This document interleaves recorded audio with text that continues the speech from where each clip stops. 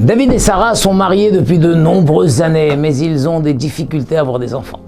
Malgré toutes leurs prières du fond du cœur, Hachem ne leur permet pas de connaître la joie d'être des parents. Depuis son mariage, David rêve de devenir père. Quand il récite le Kiddush le vendredi soir, il s'imagine une table remplie d'enfants bruyants qui chantent les mélodies de Shabbat. Fatigué d'être déçu d'année en année, le couple tente alors tous les traitements possibles. Le premier est un échec. Mais le couple ne perd pas espoir. Ils essayent un deuxième traitement, mais il ne fonctionne pas bien non plus. Idem avec le troisième et le quatrième.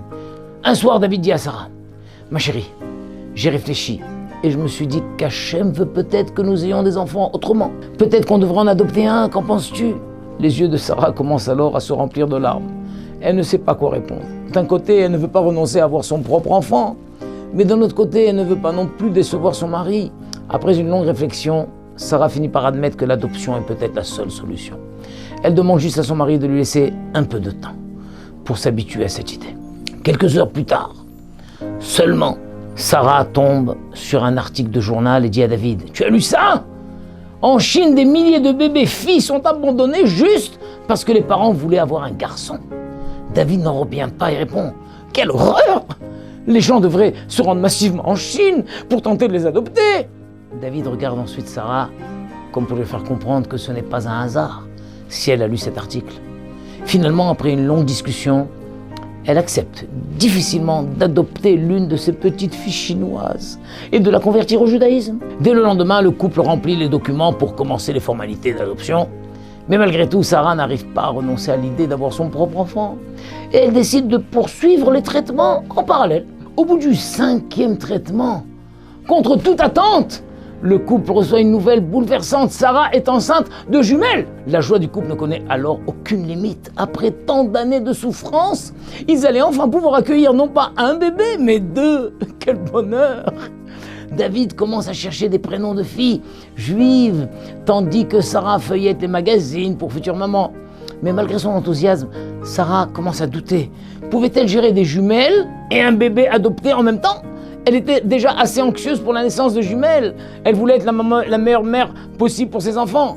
D'un autre côté, elle n'arrêtait pas de penser à la petite fille chinoise qui attendait sûrement des parents aimants.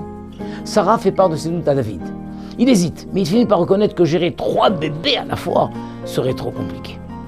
Le cœur lourd, Sarah décide donc d'appeler l'agence pour annuler le processus d'adoption. Alors que Sarah est enceinte de 4 mois, une tragédie frappe le couple. Sarah perd l'un de ses 2 bébés. Le couple est dévasté et craint maintenant de perdre leur 2e enfant. Vous imaginez cette angoisse? Encore 5 mois à attendre, à espérer que tout se passe bien jusqu'à l'accouchement. Après ces mois d'inquiétude, de pleurs et de prières, Sarah donne finalement naissance à une petite fille en bonne santé. La joie est grande, mais la tristesse de la perte d'un bébé reste bien présente chez le couple. Ce drame les avait profondément marqués, à un point tel qu'ils pensaient même avoir été punis pour avoir renoncé à l'adoption. Les remords de David et Sarah les amènent à revenir sur leur décision. Cette fois, c'est décidé, ils iront jusqu'au bout du processus d'adoption.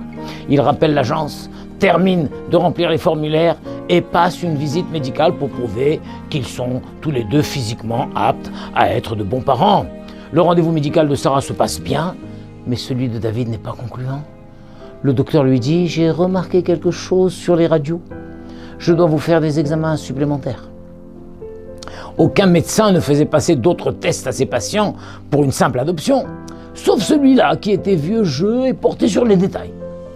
David se prépare alors pour un scanner. Lorsque le docteur reçoit les résultats, il reste silencieux un moment avant d'annoncer à David « Je suis désolé, mais je dois être honnête avec vous. Voilà, vous souffrez d'une forme rare de cancer.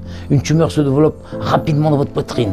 Je vais vous faire d'autres tests pour en être sûr, mais dans le meilleur des cas, vous n'avez plus que 3 mois à vivre. » Cette nouvelle est comme un coup de poignard pour David. À 38 ans, il était devenu père pour la première fois. Il était sur le point d'adopter un enfant et maintenant, une tumeur surgit de nulle part. Quel choc! Complètement désemparé, David n'ose pas en parler à sa femme pour le moment. Il marche dans l'hôpital, perdu dans ses pensées. Une demi-heure plus tard, le docteur revient en courant vers David et lui dit « J'ai fait d'autres examens et je n'arrive pas à y croire. Votre tumeur est juste assez grande pour être visible, mais à un stade assez précoce pour être enlevée. Il y avait une chance sur 1 milliard pour que ça arrive. C'est pour ça que je ne vous en ai pas parlé. C'est un miracle total que vous soyez venu précisément ce jour-là. Car si vous étiez venu un jour plus tôt, je n'aurais pas détecté cette tumeur. Et un jour plus tard, elle aurait été trop grosse pour faire quoi que ce soit. » David reste sans voix. Quel miracle incroyable! Et surtout quel soulagement! Lorsqu'il annonce la nouvelle à Sarah, elle se met à pleurer à chaudes larmes. Et la voix étranglée par les sanglots, elle dit à David, « Je comprends tout maintenant. Hachem voulait que tu vois ce médecin et pas un autre, précisément aujourd'hui. Lui seul t'aurait demandé de faire un scanner. Mais pour cela, il fallait que j'attende tout ce temps pour tomber enceinte, que nous perdions un bébé et que nous décidions d'adopter un enfant à ce moment-là. Tout a été orchestré pour te sauver la vie. » Après quelques traitements, David est guéri de sa tumeur. Quelques semaines plus tard, David et Sarah accueillent leur seconde petite fille qu'ils prénomment Ania, qui signifie Hachem m'a exaucé. David et Sarah ont subi des épreuves très difficiles, mais en les surmontant, ils ont pu remarquer qu'une main divine guidait leur vie.